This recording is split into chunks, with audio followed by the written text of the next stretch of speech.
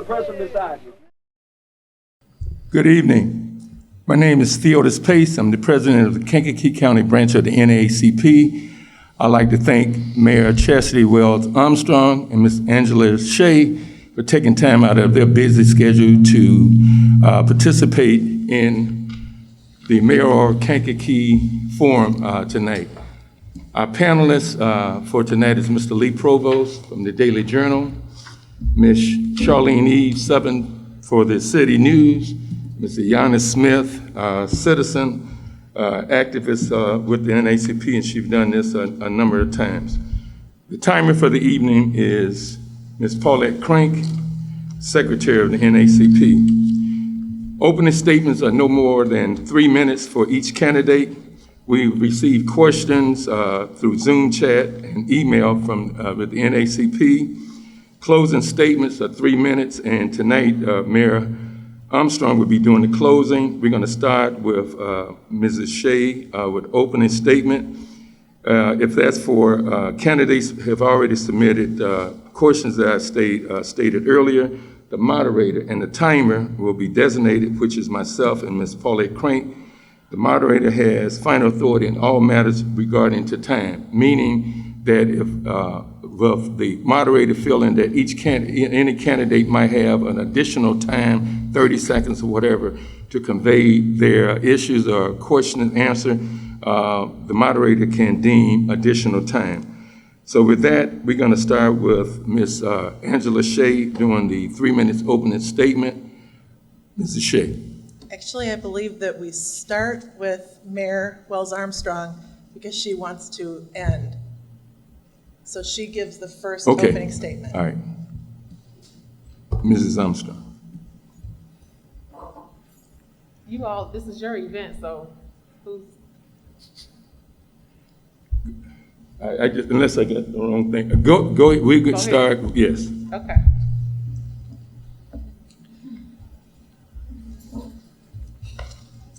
I never planned to become an elected official. I was born and raised in the 7th Ward. I attended Kankakee schools, became a mom at 18, and earned my master's social work degree from Governor State University. In 1991, I married my love, Keith, and raised 2 children in the 5th Ward.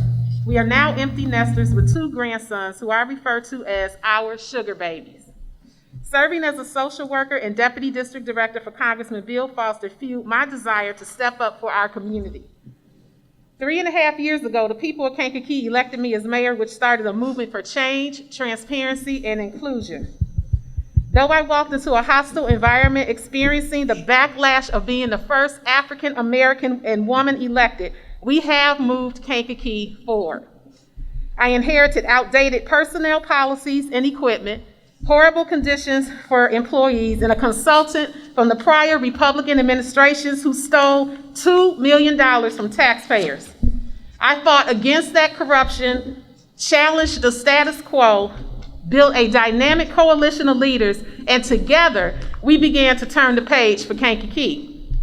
We balanced every single budget, lowered the city's portion of your property taxes each year.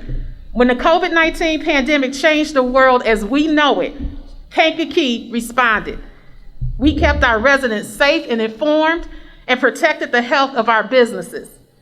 And though gun violence continues to be a challenge, I am the only mayor that has committed to addressing the root causes of violence in this community. We have invested in public safety technologies and solutions for our youth. During the past few years, there have been bumps, opposition, and plenty of naysayers, but make no mistake, we have moved Kankakee forward. A leader who lacks experience, real plans, and the relationships to get things done puts us at risk of returning to the days when the joke was, quote, the last one out of Kankakee turn off the lights, end of quote. We have turned the lights back on with a revamped streetscape, with a transformational riverfront master plan, with new businesses throughout our neighborhoods and upgraded infrastructure in underserved wards. Trust me, this is not an easy job. We need a leader who is tested, measured, and has delivered real results. When I introduced myself to Kankakee voters, I said no one would outwork me and that I would fight every day for you and your family. I kept that promise, And together, we will keep moving Kankakee forward. Thank you. Mrs. Shea? Thank you. First of all, I want to thank the NAACP for hosting these events. I've always watched them to make sure I'm making good choices when it's time to vote. For years, people have said to me, Angela, you should run for mayor. We see you at everything. You're involved in so much. And my response has always been, if you're looking for the top cheerleader, I'm your gal.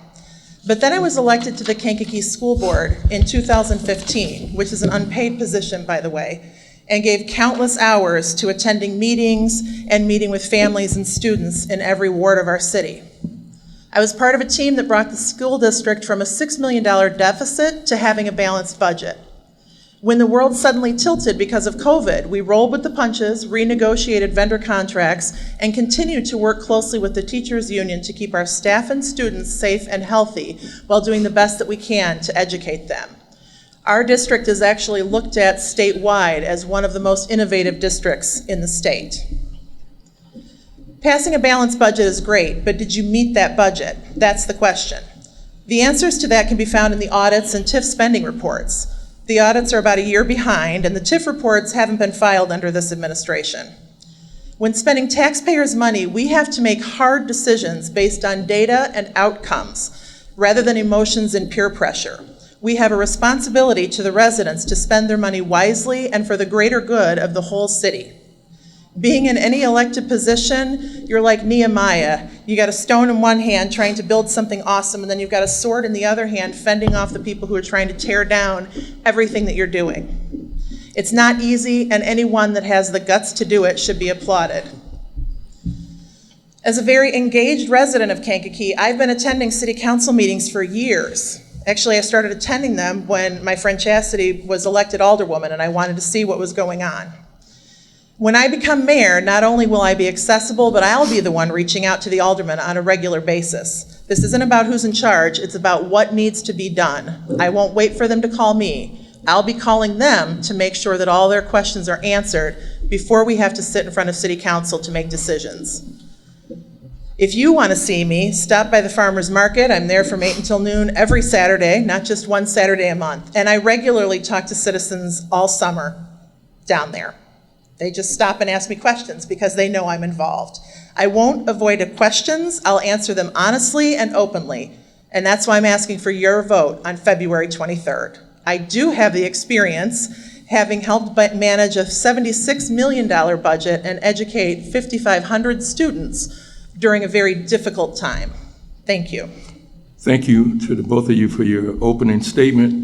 Ms. Shea, you have the first question, and it's coming from Mr. Lee Provost of the Daily Journal. Thank you. Angela, given population trends in Kankakee and the undercount of the 2020 census, Kankakee's home rule powers could be in jeopardy. If so, would you support a referendum to regain home rule status? I'm really not sure yet, because I think that the census everywhere has been undercounted due to the situation we were in. So I'd like to see us push more to get recounted rather than going through the challenge of getting home rule status back. If we lose home rule status, though, that can have a serious impact on our autonomy. We won't be able to do the things that we've always done. So the first I would want to challenge the census. Thank you. Mayor? I spoke with, can you hear me? Can you hear me? Yeah.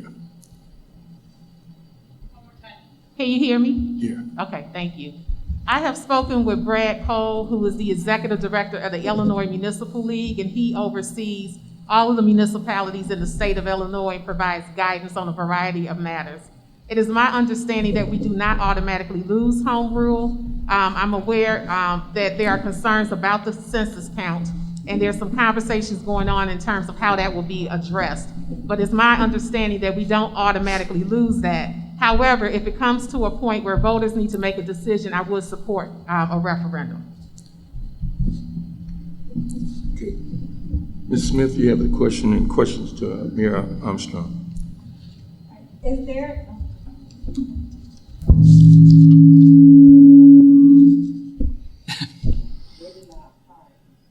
is there enough affordable housing in the city? If not, what should be done? The short answer is no. Affordable housing is a national issue, and municipalities of all sizes are facing this issue in regard to providing affordable housing. Many residents spend more than 30% of their income on their rent or mortgage, which is not what we want to see. In regard to the city of Kankakee, we've been working to secure land bank grants so that we can take properties and put them back on the tax rolls. We have some people that have contacted us that would like to reinvest back in the city, and so we're partnering right now with the Kankakee County to form a land bank.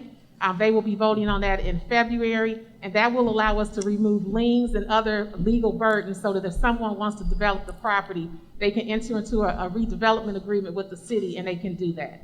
I'm also working with a developer from out of town that's going to be investing significant dollars in the downtown area to bring residential units. So I'm very excited to be working on this issue. Mrs. Shea. Thank you. Could you repeat the question? Is there enough affordable housing in the city? If not, what should be done? Okay. Absolutely correct. There is not enough affordable housing in the city. I've seen that happen when we have new teachers that we hire that have trouble finding a home here. My daughter was looking to buy someplace, and there just isn't anything that really meets her needs.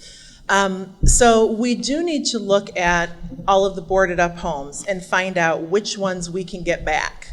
Which ones can we bring to residents that want to purchase them? And then once they do, what can we as a city do to help make it easier for them?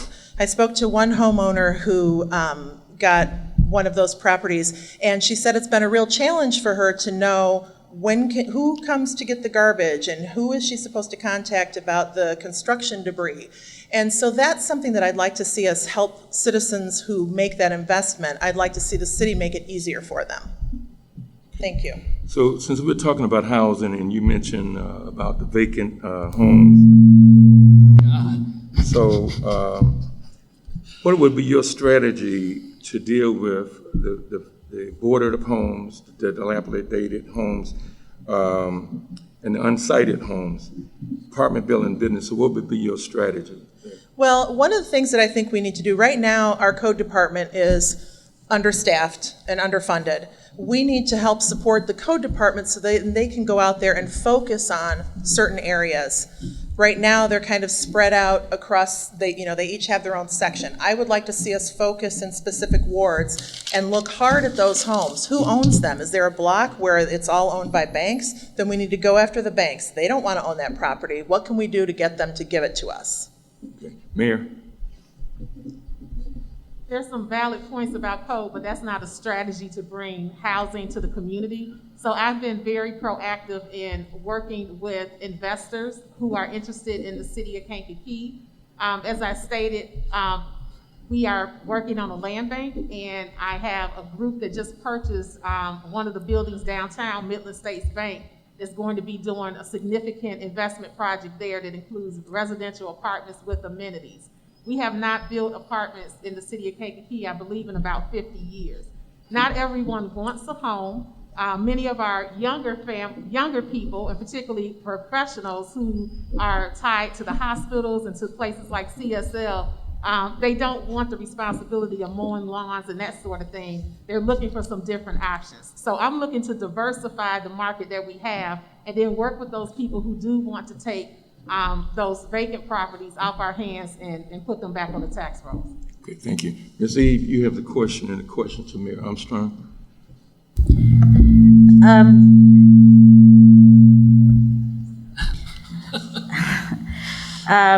Is it important to have resident department heads? And if so, why? And if not, why not?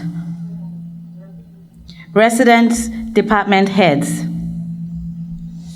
My goal is to always hire from the city of Kankakee if we have the talent pool in the city of Kankakee. But some of the skills that we need, we don't have. For example, a city planner. In the previous administration, the person that was doing planning for the city was also the department head of 2 other departments. And as you can imagine, that is not a smart strategy in terms of trying to really get work done and be efficient. So if we have skills that we need that are not presently in our area, we have to look where those skills are.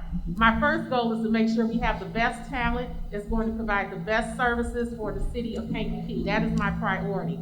Yes, I want them to come from Kankakee, but if they're not here, I'm going to still look for the best. Mrs. Shea. Thank you. It's always best to have people, residents, as department heads because they are significantly invested in the community. My hope would be that someone within a year of being hired is looking to move to Kankakee. And that's something that we could incentivize as part of, if city workers live in the city, we could incentivize that. That would be a program that I would want to look into. But again, we do need to have the best qualified people. Another part of having the best qualified people, though, would be to also look for, let's not look at the person who's at the top of the police department now. Let's look at a patrolman and let's have a conversation with them and find out what are their goals. If that's someone who's truly interested in rising through the ranks, what can we do to support them now so that they're able to pass that test, so that they're able to get to the next level? And then once they do that, we keep them here. We're investing in them, and we need to let them know that we want them here. May I have an opportunity to respond since I'm being told people couldn't hear me? Let's deal with that question. The question is, Ms. Shea, and you would have an additional 30 seconds to go. It is important to have residents, department heads, and if so, why? If not, why not? Okay. As I stated, I always want, thank you for this microphone, it's much better. As I stated, I always want to hire from the city of Kankakee first, but there are some positions in the city where we don't have a talent pool in the city.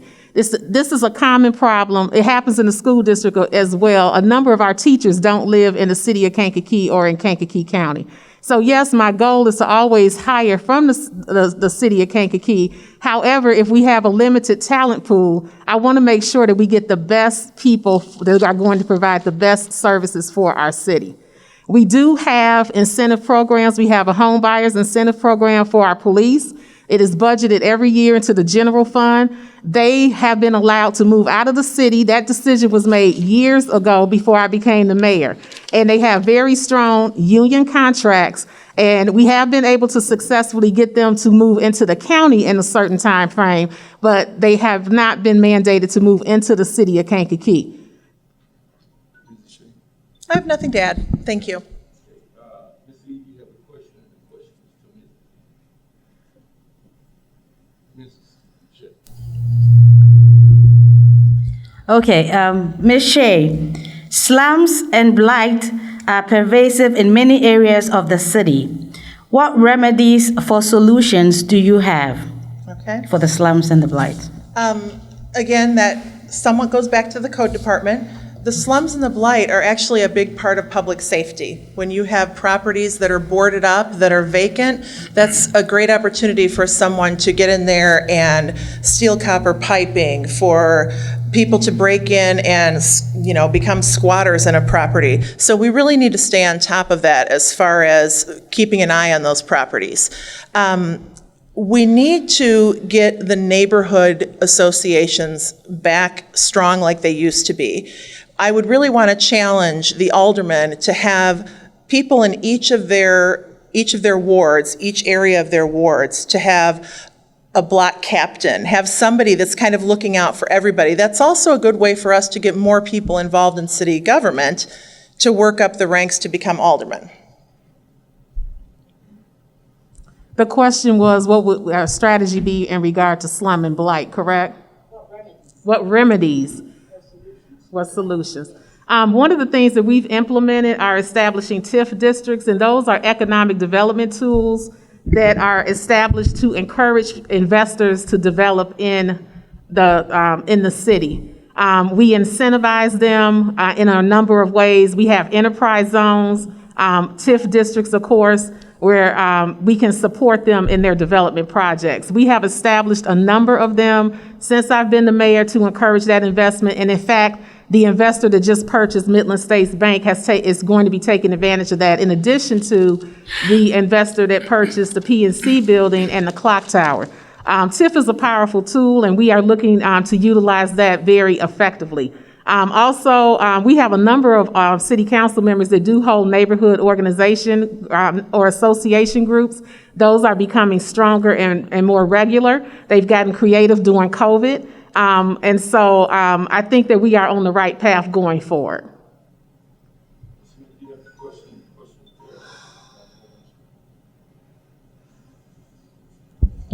All right, which city departments do you believe are overfunded and underfunded?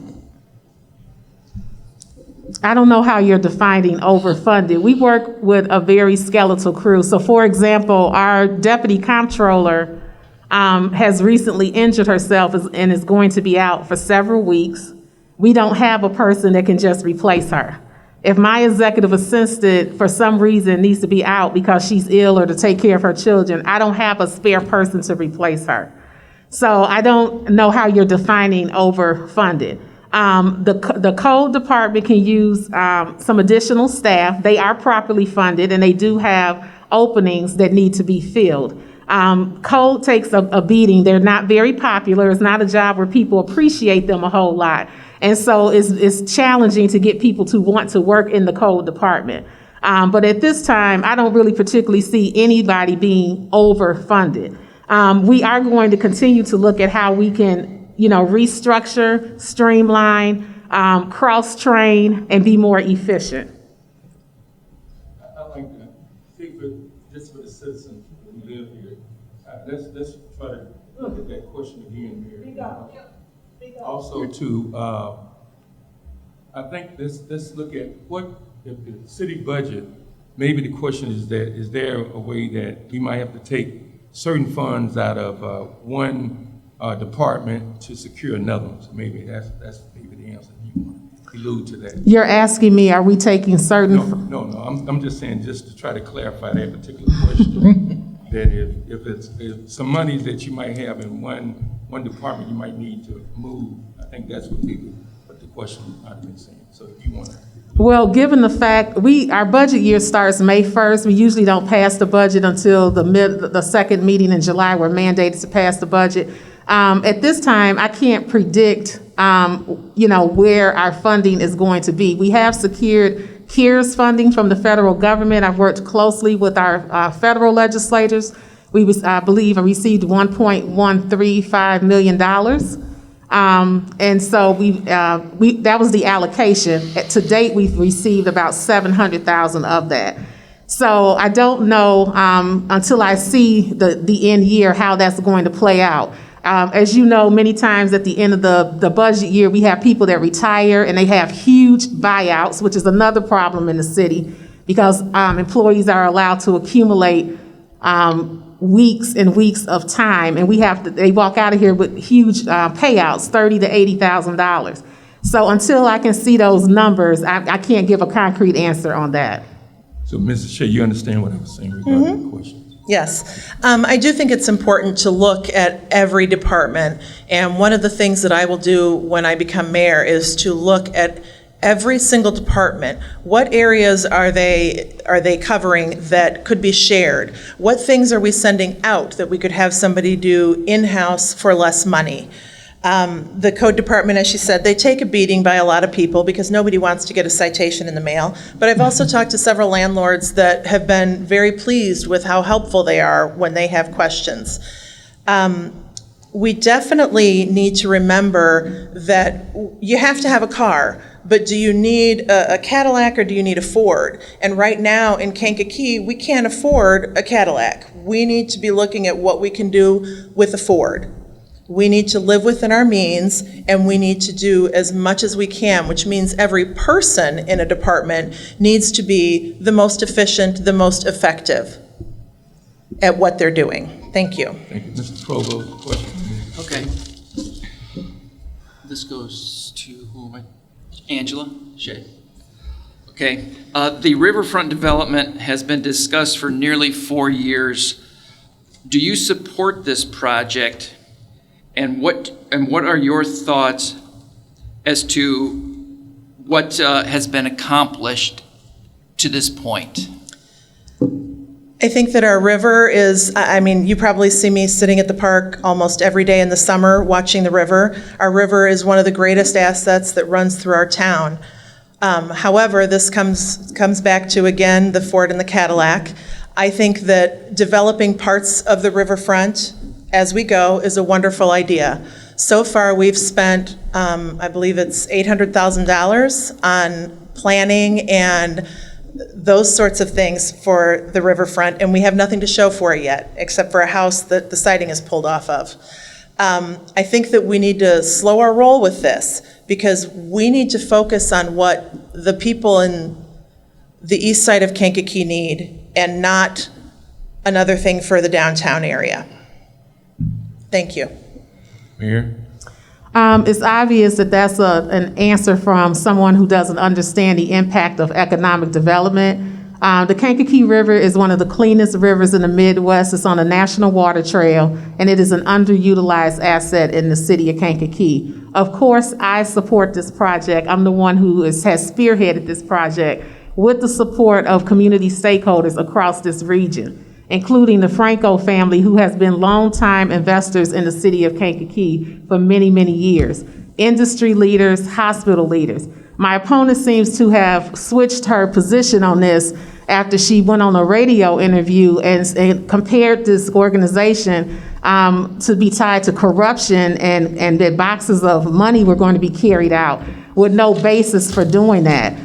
We have been very intentional. A riverfront does not get built in a year.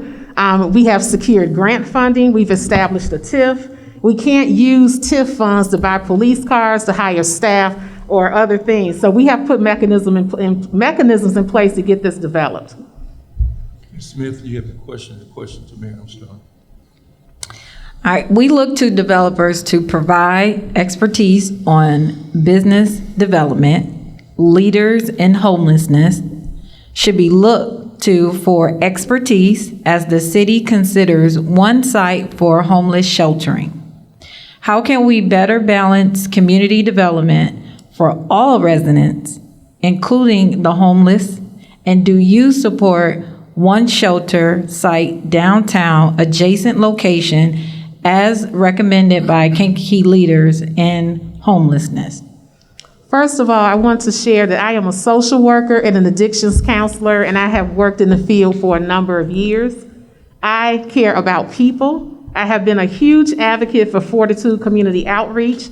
They presented me with a Change Agent of the Year award in 2019. The city of Kankakee has supported Fortitude. We have the most flexible ordinances than any other municipality in Kankakee County. We are also the only municipality that has provided them with $20,000 of public funding. I have to meet the needs of all of the stakeholders. I know that this has been a very controversial issue, and I understand that people care about the homeless, and so do I, which is why I have been a champion for them to get what they have received from Kankakee. But I also have to respect the business owners and the people that are investing millions of dollars in downtown Kankakee. The vote that was taken, I did not vote. I don't vote unless there's a tie. However, I am going to continue to advocate for Fortitude, and we have done that by establishing a task force. Thank you. Mrs. Shea. Thank you. On one of the nights that there was a presentation down at the riverfront, the east area there, I was at a friend's house across the river, sitting on her patio, and we were watching the activity. And as they were setting up some lights to do some filming or something, some guys came from under the bridge, and they were the homeless guys that live under the bridge, looking up to see what's going on. And that has stuck with me. That here we have this great development that we want to do downtown, and here are these people that are living under a bridge. I've been through the Fortitude St. Paul's shelter, and I am amazed at what they have been able to do. I've watched them grow in their mission and how they're helping people step up and get out of homeless situations. So I think that when we have a well-established organization in our area that is willing to help with that, we need to work with them as much as possible. Mr. Provost, you have a question. 2 minutes, Shea.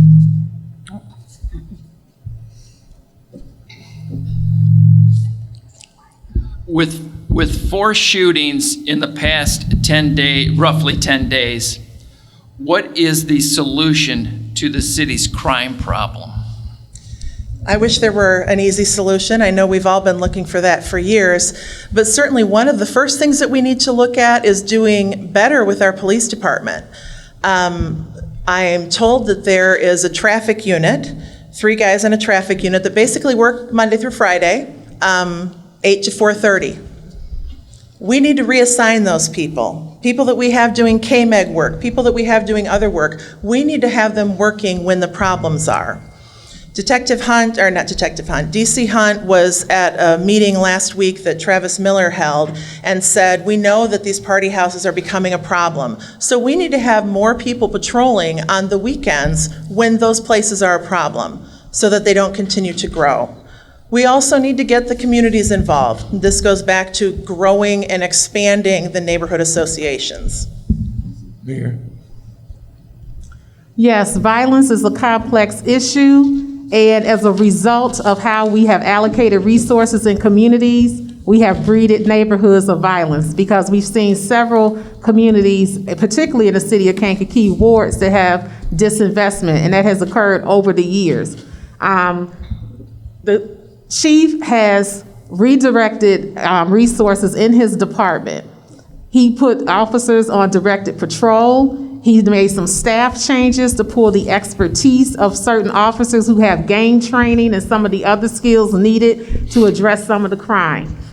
We also are looking to support our youth through mentoring and other programs, and to provide resources to families such as the Strong Neighborhoods House, where the city partnered with United Way and the school district. That home is located in the 2nd Ward because that ward has the most incidents of gun violence. And we know that based on the data that we did. So we are continuing to ask for community support because all of us have to work on this issue together.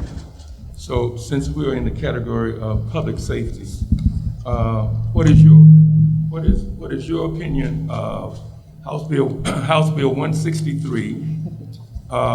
It's going to be like 3 prongs, Mayor. House Bill 163, the draft proposal from the NACP to the city regarding the Civilian Review Board, and our thoughts of how, and again, in House Bill 163, they're mandating the body cams for the village, for the various municipalities, but without funding. So, in regard to criminal justice reform, I think that all of us believe that we need criminal justice reform in this country. I want to commend the General Assembly for taking the first step, but it's only a first step. Oftentimes when legislation is made, it is made incrementally. We have to keep tweaking it to get to where we need to be.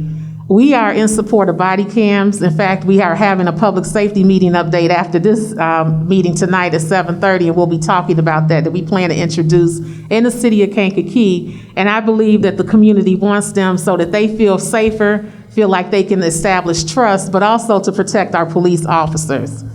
In regard to the mandate, it's my understanding that the issue is the cost of storing data. And I spoke with Senator L.G. Sims, who sponsored this bill. I spoke with him yesterday, and he advised me that there's already a camera grant program. So municipalities who are in compliance have access first to get those grants. And we're going to continue locally to put in measures that work for the city of Kankakee. So, and the Civilian Review Board, Citizen Review Board, I think it's important that we continue to gather the input from various entities in the community. As you know, Mr. Pace, I have contacted you, our state's attorney, community activists, worked closely with Carl Brown, who's the alderman for the 7th Ward and Public Safety Committee Chair. The chief has been working back and forth with the state's attorney's office. I'm open to a citizens review board. I think there needs to be that accountability, and I think it also will lend to trust between the community and the police. So, Ms. Shea, House Bill 163, which also is part of it, is like the mandate to the various municipalities regarding body cams, but it's no funding there. And the Kankakee branch of the NACP submitted a draft proposal of a civilian review board to the city. So those are the 3 points there. Okay. House Bill 163, thank you. It's been interesting watching everything going back and forth on that. There's snippets that come out about it that, people read the headline and then don't look at the details. Yes, body cams, I think, are vital. I think that they're important. They help protect the police officers as well as the people that they are policing. And one of the things that I've learned through my experience in the district is we look at what is it that we want and then how do we get it. So we want to get body cams for everybody. That's going to cost us about $300,000. So where can we go to find that money? And that's where we hit the pavement and look for the grants, find the money to do it. I've been listening on the Police and Fire Commission meetings to the ongoing discussion about the Civilian Review Board, and I do think that that's a good idea. There needs to be, the more accountability and transparency there is, the better off everybody is. Thank you. Mr. Can I add to that? Yeah, go ahead. You got 30 seconds. Okay. I'd just like to add that I am listening to the community, but body cams do not stop bad police officers from killing our residents. I think people have a sense of comfort with them because they're hoping that there's some accountability. There's been many instances where a camera has been in the officer's face, like George Floyd, and he continued to choke him for 9 minutes. So body cams do not stop officers from killing people in the street when we have a bad officer. I just want to be clear on that. And when we do implement body cams, I think it's important that we work with HR to make sure we implement policies that those body cams are turned on, that officers are accountable for having them turned on. I just want to make it clear, though, however, national data proves that it's good for police officers and also it's good for our citizens. Ms. Shea, you got 30 seconds. But they don't stop an officer from killing somebody. Thank you. The mayor is absolutely correct. It doesn't stop an officer from killing somebody. I was raised with my mother telling me we don't need to borrow trouble. We need to be aware of it, but we don't need to borrow trouble. And we've been very fortunate in Kankakee that we've had very few issues with our police department, and certainly nothing that rises to the level of what we saw with George Floyd being murdered. The police here have been very helpful. I participated in a protest where the police helped close off the streets. I think that we have a good relationship between some of the community, but not all. Thank you. Mr. Provost, a question to Mrs. Shea. Okay. What can the city do to attract new residents? First of all, we need to work on our entries. Coming off of exit 312 and other areas, we need to make that more appealing. I think that in the past we've had programs or the new home buyer programs that are going on, and that was something that the school district also partnered with, and there was $2,500 up to $5,000 for people who were moving into the city. We need to be looking for new residents. When somebody comes here for a job, we have major employers here. Let's work with Riverside, let's work with CSL, and let them have information, someone to call to talk to if someone interviews for a job here. Here's your liaison, they're gonna drive you around the area. That's something we did with the school district. We take all the new teachers on a tour through Kankakee and show them the restaurants and show them all the schools. The more we can show them what we have to offer, the better off we are. Mayor? Yes, I think it's important for all of us to be the biggest cheerleader for the city of Kankakee. I think all of us who live here should be talking and bragging and boasting about all of the wonderful things that we have here to offer, like our farmers market, which is ranked one of the best in the state of Illinois. I think that we need to work on the amenities, which is why we've invested in downtown streetscapes. Families want walkable, livable communities. They want bike paths. They want, shopping, and we are making those steps. Diversifying housing, we're working on that, as I mentioned earlier, about getting different types of housing, condos and apartments with amenities, with rooftop gardens and, a yoga room, things like that we see in some of the northern suburbs. And then developing our river. We did an extensive market survey to determine, how far will people drive to come down to Kankakee? Will they come from Indiana? Will they come stay for a weekend from Chicago? Developing that is going to be a huge asset that will attract visitors to this region. Ms. Smith, you have a question to Mayor Armstrong. Okay. How have you responded to the Black Lives Matter movement locally? And how would you propose changes within the city to assure economic and social justice?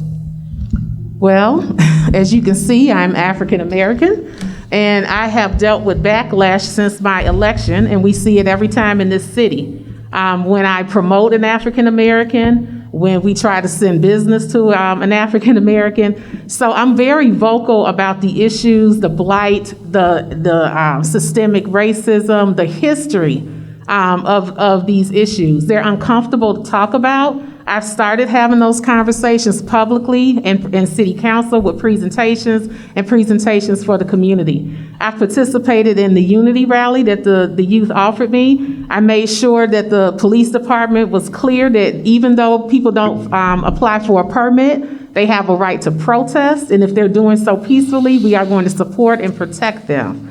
In terms of national work, I've spoken with the woman who actually started the Black Lives Matter movement, and I'm working with mayors across the country right now to look at some of the things that we can do at a policy level to address policing throughout this country and to make our communities safer. Ms. Shane? Thank you. Could you repeat that question in full? Yes. How have you responded to the Black Lives Matters movement locally? How would you propose changes within the city to assure economic and social justice? Okay. On a local level, as I mentioned, I attended the first protest that was held here in town. And I've been to other events like that. I've also reached out to individuals. I, believe it or not, am not a, hey, look, I'm at this thing. I'm usually the one behind the camera, so you're not going to find pictures of me at all the things that I participate in. But I'm having individual conversations. And I've talked to several police officers and met with them and said, hey, I want to be clear that when I become mayor, this is going to be a continuing conversation. Please don't think that because I'm a white woman, I'm going to ignore this, because I'm not. It is very real. It is something that affects our students. I've been watching it for 20 years in our schools, and it's generational. And the only way that we can move forward with this situation and with helping communities come together and helping ease racial issues is ongoing conversations. Can I have 30 seconds? You got 30 seconds. And Mrs. Shea, you have a... Thank you. In terms of economic and social justice, I also want to mention the work that's being done at the state level with the R3 board. That is under the governance of Lieutenant Governor Juliana Stratton, and she appointed me to serve on that board. That board is responsible for looking at the 25% of the revenues from adult use cannabis, and the city of Kankakee has been deemed an R3 zone. We just recently secured some funding for the ECDA under the city of Kankakee and the Kankakee School District. So that is to address equity and to build those communities that have been disenfranchised. Ms. Shea? Thank you. Yes, the mayor is correct. There are some R3 funding that has come to the city. The ECDA got about $24,000. The school district got about $750,000. And we are looking into continuing the equity programs that we've started, youth empowerment programs that we're doing. And within the school district, when we're talking about equity, the thing that's important to remember is that a lot of people look at equity and they think that equity means everybody gets the same thing, and that's not the case. Equity is everybody gets what they need. Thank you. So since we're talking about equity, let's talk about diversity, equity, and inclusion. What three core strategies would you use to increase diversity, equity, and inclusion in the city if elected mayor? Where progress can be made? What policies or initiatives would you pursue to decrease disparity? In your administration, who would have primary responsibility for attending to the issues of diversity, equity, and inclusion? So, I don't think it would be fair to put it on one person to manage that, because if you put it on, it's not fair to say, okay, this African-American person, it's all on your shoulders. That's too much to bear. I think that it needs to be spread out among several department heads, and we need to find the right way to bring that message to everybody. I have been reading a lot about John Powell. Have you seen any of his information? John Powell talks about othering and belonging. And in this community, we are too worried about the othering. Well, that happens on the other side of town. That happens to those other people. We need to stop trying to say that we are the same. I don't see color, because that's not true. We need to talk more about belonging. And again, it's those small conversations that go a long way. We need to have conversations with small groups, bring them around to the whole city, let them see what's happening in every ward so that they can appreciate what they have and try and help the other wards. So Mayor, with you, it would be, what are the three core strategies when you're re-elected? How would you increase diversity, equity, and inclusion? Where progress can continue to be made? What policy initiative would you pursue? He's putting it all in there, isn't he? This is like a dissertation, okay? Increase disparity in your administration, would you have a primary responsible person attending to those issues of I'm going to try to hit all of that, okay? Good luck. So in my administration, I'm very proud that we've made great strides in the area of diversity, equity, and inclusion. It was actually part of my platform when I ran. If you notice now, our website, which has been revamped, translates to over 70 languages. So if you speak Spanish, you can click the button on the top and the entire website translates. We are on social media. All those posts are translated to Spanish. I held a diversity series this last year for our Hispanic Latinx residents, where we started out with giving them some information about state legislation to help college students who were undocumented. We had our first citywide celebration of our Latinx community. In terms of hiring, we have included diversified in terms of LGBTQ, Asian. We've hired some, additional African Americans in the police department. And in terms of who would be in charge of that, that would be my HR director who would spearhead that. But it's really a shift in city's culture, which we already started with a mission, vision, and value statement. Do you have a question to Mayor Armstrong? Okay. Why are there reported feelings of mistrust and lack of support in the police departments? And if these reports are accurate, what can be done to improve the situation? I believe you are referring to morale in the police department, and I think it's fair to say that probably most police departments, if you survey them today, would indicate a decrease in morale with everything that's going on in policing. It's challenging to be a police officer right now. However, I would say that we do a great job, that we pay our officers well, they receive great pensions, and there was a backlash in the police department when I was elected as mayor. Nevertheless, I take every opportunity that I can to lift them up when they do well, when they're promoted, when they have accomplishments, and I reach out to every last one of them on their birthdays and their anniversaries. But relationships are reciprocal. They should be. It's a two-way street. So they have to do their part too, to come together and unify for what's best for the community. Ms. Shea? Thank you. I would say yes, there definitely is an issue with the morale in our police department. And because of that, we have lost several longtime officers. Absenteeism is up.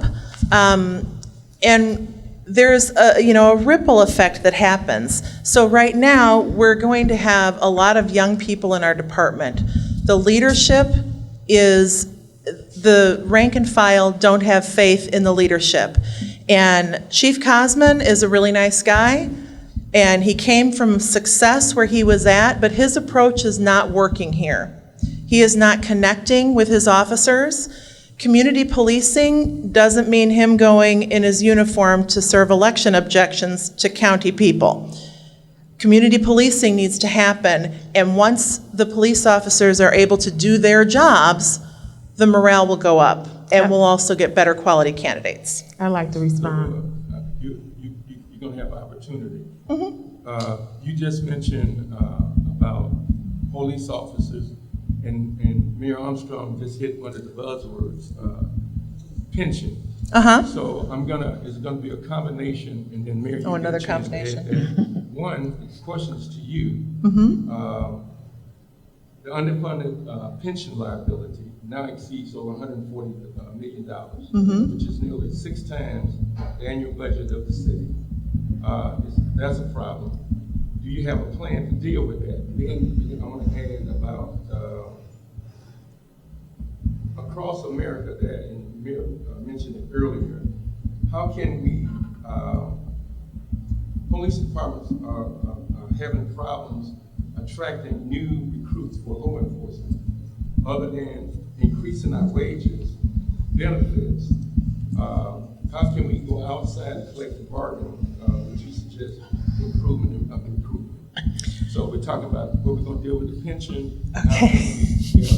Are you taking notes? Yeah, 30, you got 30, you got a minute, you got 60 seconds. You actually have, you have a minute 30 in the mirror, so you got additional time. Okay. So, addressing the pension issue, that is a can that has been kicked down the road by so many communities for ages, and it's going to bite us real soon. No matter who gets elected here, they're going to struggle with this.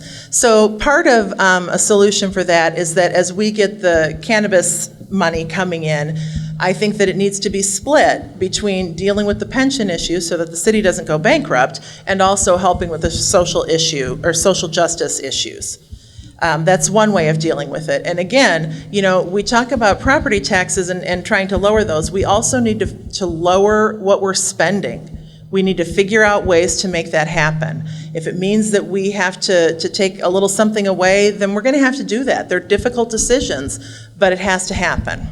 And then what was the other part of the question? Getting people here.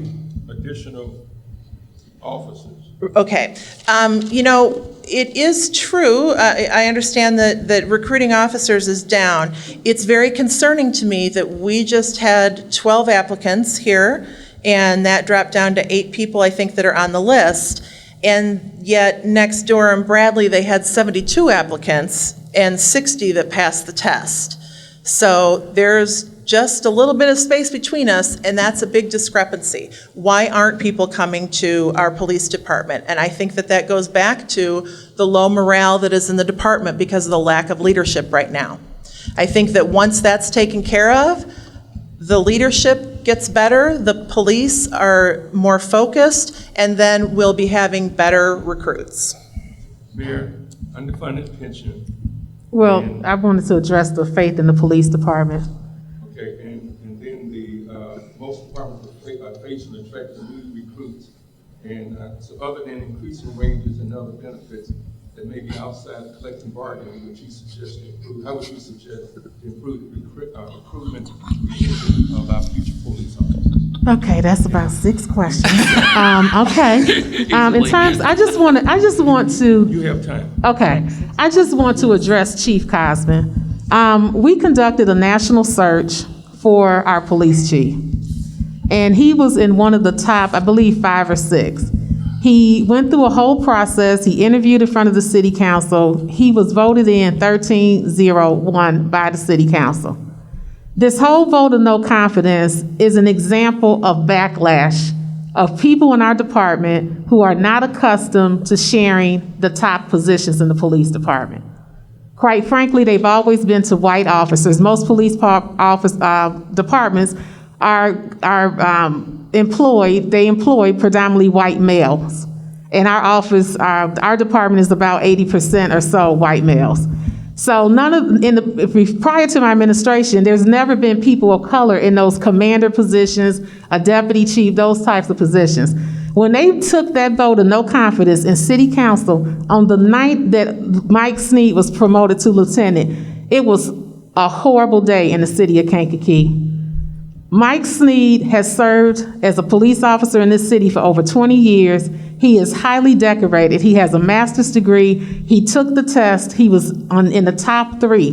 The state law says the chief can make a recommendation from the top 3. That means 2 people on that list are not going to get promoted. And they took a vote of no confidence because of that promotion, which was wrong and which is shameful. This has nothing to do with the chief's credentials. This is backlash, and this is white rage. Mr. Provost, you have the questions to Mayor Armstrong? Okay. Yes. Question, Mr. Provost, you have the questions to Mayor? To you? Okay. Yes, I'm the mayor. Okay. Yes, Lee. Hispanic population has grown here. How do you reach out to include, to make the Hispanic population more included here? I spoke about that a little earlier. The city's materials are translated to Spanish. Our newsletter is in English and Spanish. Our website translates to Spanish. Our social media page, Facebook, is translated to Spanish. I am very intentional about putting diverse groups of people on all of the city's boards and commissions and committees. And when I say diversity, that's not just ethnicity, that's also age, that's also socioeconomic status, that's also where people live throughout the ward. I try to get representation from all wards on these boards. I believe I have a great relationship with the Latinx community. Our city participates in the Hispanic Heritage Partnership every month for a meeting. There's usually more than one city employee at that meeting.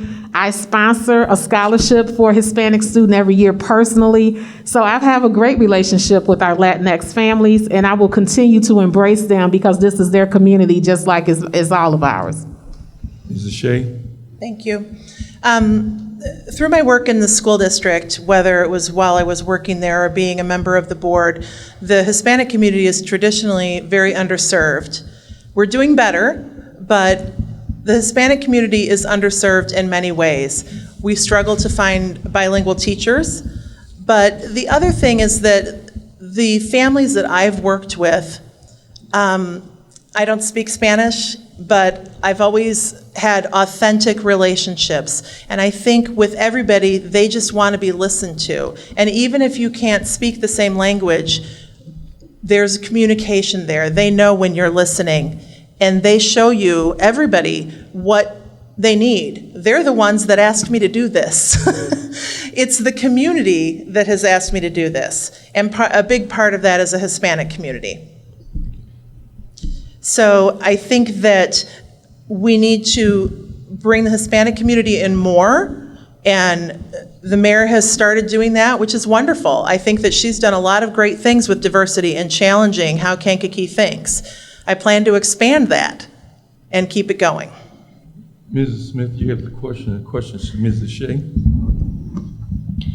RoseSnack.net has ranked the city of Kankakee number 8 in the top 10 of the worst and dangerous city to live in the state of Illinois. This is based on data and science. How do you plan to rectify this status? I posted that video. I think, and to start a discussion about it. Because when a video like that comes out, people, again, it's reading the headline and not looking at the content of it. And the headline is that Kankakee is the worst place to live. I've lived here my whole life. I have a wonderful life. I've enjoyed it here. I've made a good life for myself here, and I hope to help others have a good life here. So I refute what they say. They talk about the fights that are going on. I want to hold our youngsters responsible, the kids that are posting the fights and things like that. We need to teach them that that's not the thing to do. Our schools are doing incredible things, and again, being innovative and known throughout the state. We're bringing people in here, and they're seeing how great Kankakee is. So we just need to keep spreading that word and keep being the cheerleaders. Thank you. Mayor? I'm not familiar with the video or the source from which it came or how old it is, but I don't agree that Kankakee is one of the worst places to live. And as a person who is looking to represent and lead our city, I certainly wouldn't be posting such propaganda about our community, because I think that the mayor should be the biggest cheerleader, at least one of them, for the city. So I would not be posting things like that to bring negative attention to our community. I don't know if that data is valid data. Anybody can put something together and say they pulled some data. I don't know where the source came from. But I am proud of our community. I was born and raised here. We have a lot of wonderful features here, such as our river, the farmers market. We have Frank Lloyd Wright Home, which is, one of the most, inspirational architects of our lifetime. And we have good people. When things happen in the city of Kankakee, people really rally together. I've seen Angela do it, particularly with kids, in the school system. And I think that's one of the great things about our community. Thank you. Ms. Eve, you have the questions to Mayor Armstrong. Are there racial and political divides on the city council and present in the neighborhoods? And if there are, what can you do as mayor to remedy these issues? In terms of racial divide, I cannot control people's personal biases. We do, and I'm just going to be very frank, we do have Trump supporters on the city council. And from my position, he is not a person that's very open to diversity. He's not a person that values diversity and treats all people with dignity and respect. We have people like that on the city council, and they were elected. And in terms of, me working with them, I make the effort to work with every single person on the city council. They all have my cell phone number. I send weekly updates. I have missed some weeks, but I started the practice of sending weekly updates to all the city council members and the department heads to keep communication open with them. I support activities in their wards, even the ones who have been the biggest adversaries of me. I have supported them when they are doing things to help our community, because that's what it's about. Mrs. Shea? Thank you. Can you repeat that? Okay. Are there racial and political divides on the city council and present in the neighborhoods? And if they are, what can you do as mayor to remedy these issues? Okay, thank you. Yes, there are definitely divides within the city council.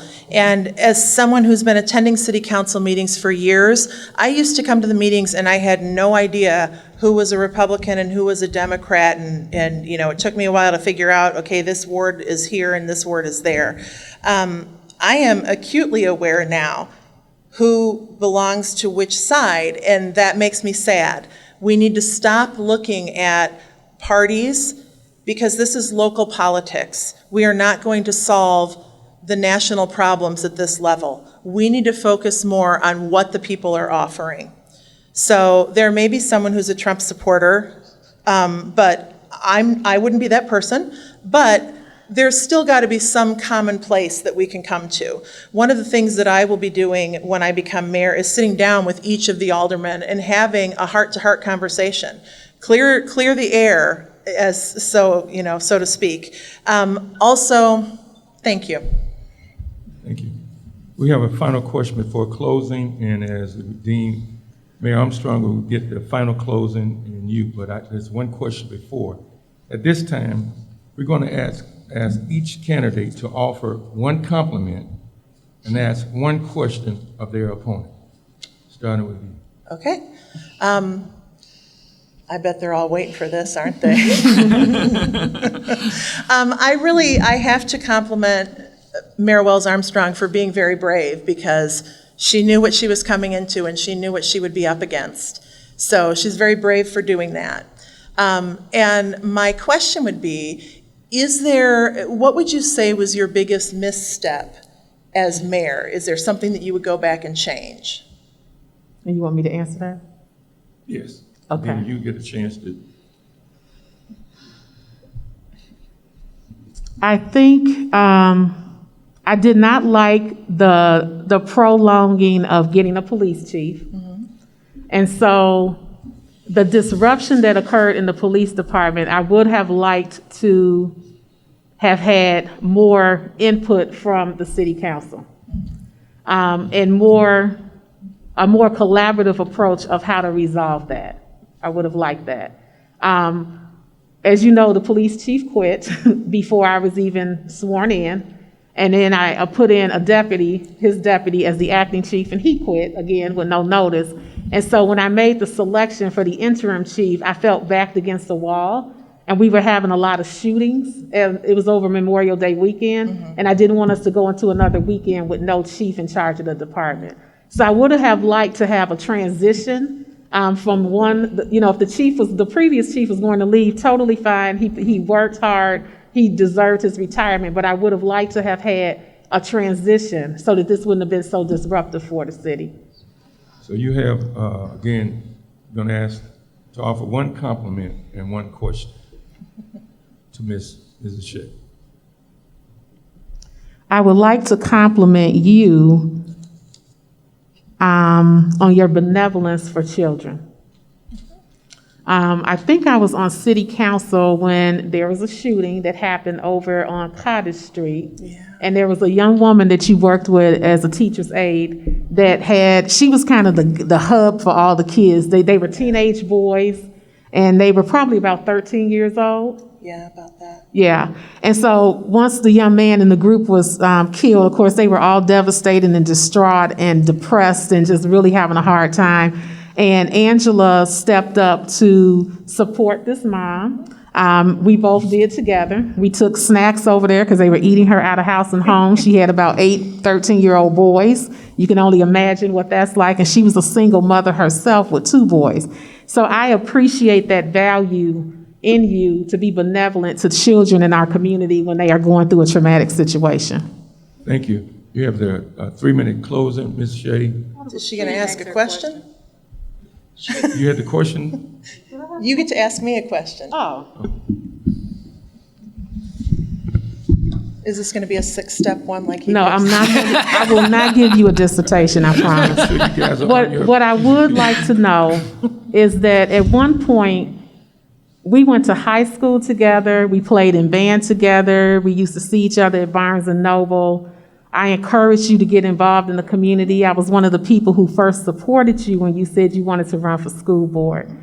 I have been extremely disappointed in your behavior as a leader and as someone who once called themselves my friend. And I would like to know why you've taken an approach to publicly put on Facebook your frustrations with me when you had a relationship with me and could just call me and come talk to me. Okay. That's a very good question. I did try the approach to call you or message you in the beginning, and I remember the very first time I did that. It was when the former governor came here to speak to City Council and support your choice as the police chief with Price Dumas. And as he was speaking to you, you were down here the whole time that he's speaking. And this is a former governor who's come. And I remember sending you a message and saying, you're a social worker, you know how important eye contact is. And you got very defensive. And it really has stayed that way. So I would love for this to be a conversation that we continue So whether you remain mayor or whether I become mayor, I would like that to be a conversation that continues, because I think that your spirit is in this, and the two of us together, these people would all be in trouble. They wouldn't know what hit them. So thank you. We have the 3-minute closing with you, Mrs. Shea. Okay. Chastity Wells-Armstrong has been involved in our city's government for the past 6 years. Under her leadership and experience, we have youth being shot, a disconnect between the community and police. Businesses leaving, and Kankakee is still ranked as one of the worst cities to live. Does that sound familiar? 4 years ago, my opponent used those exact words against her opponent and asked for your vote, saying that she would make Kankakee's government transparent. But that hasn't happened. Audits have been about a year late since she's taken office. TIF reports aren't on file with the state. The police department no longer has a Facebook page to communicate with the residents of Kankakee. And elected aldermen have to file FOIA paperwork sometimes to get details about contracts and city finances. She said she would bring a new vision and work for all neighborhoods and all people. That hasn't happened. The biggest improvement to the east side of town has been a huge Welcome to Kankakee sign, while a city-owned building 2 blocks away has peeling paint, and the neighborhood behind it still has houses boarded up on every block. Downtown, where there have been improvements, we replaced hanging lights with bigger hanging lights, and existing poles with bigger light poles, and sidewalks with newer sidewalks, and then have said no to letting an established, well-run organization operate a homeless shelter. So far, the only real results of her bold vision so far is that hundreds of thousands of our dollars have gone up to evergreen lawyers. Fool me once, shame on you. Fool me twice, shame on me. Kankakee cannot afford to be fooled again. I've been involved with our public schools for 20 years, working with children and families from every ward in the city. I see what their needs are, but more importantly, they've trusted me enough to tell me what they need, and I'm listening. We have got to stop focusing on the parties and the politics and start working on the what. What policies are going to help all people? What actions do we need to keep our kids safe? We need to take the emotions out of it and look at the data and the outcome. When I become mayor of Kankakee, I will remain the same person I've always been, Kankakee's top cheerleader. Regardless of how you feel about me, what you say about me on Facebook, what party you belong to, or what area of town you live in, I will be working hard for you and fighting to make Kankakee a safer place where everyone can not just live, but thrive. Thank you. Thank you. Mayor? Getting back to the facts, I want to thank the Kankakee NAACP branch, library staff, and everyone for participating in tonight's forum. Also, I want to thank my opponent, because hearing from the voices of those who disagree with my platform is just as important as those who have the same vision. However, I am the real Democrat in this race. You may have heard that my opponent has pulled a Republican ballot in 11 of the last 15 races. And since we are being honest, I suspect she is here as a shield for the Trump Republican candidate. My opponent is aligned to a Kankakee past, with an allegiance to the old guard and stale ideas that don't work for a 21st century. She stated from a Daily Journal article, quote, "I've spent untold hours of time discussing Facebook rumors, coaches of all sorts, and signs from 20 years ago, commemorating activities from 50 years ago," quote. Additionally, she reported she is not running for another term in the April-bound school board election, quote, "expressing frustration with the job," end of quote. In my first term being the mayor, I have found this role is all-consuming and some days highly frustrating. But quitting is not an option.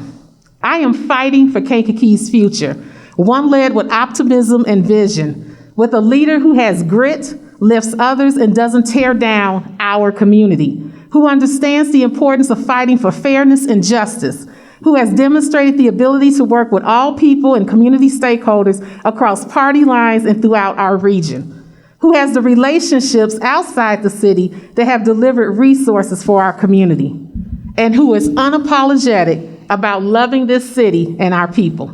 On February 23rd, I ask for your support to elect me as the Democratic candidate for mayor and to keep moving Kankakee forward.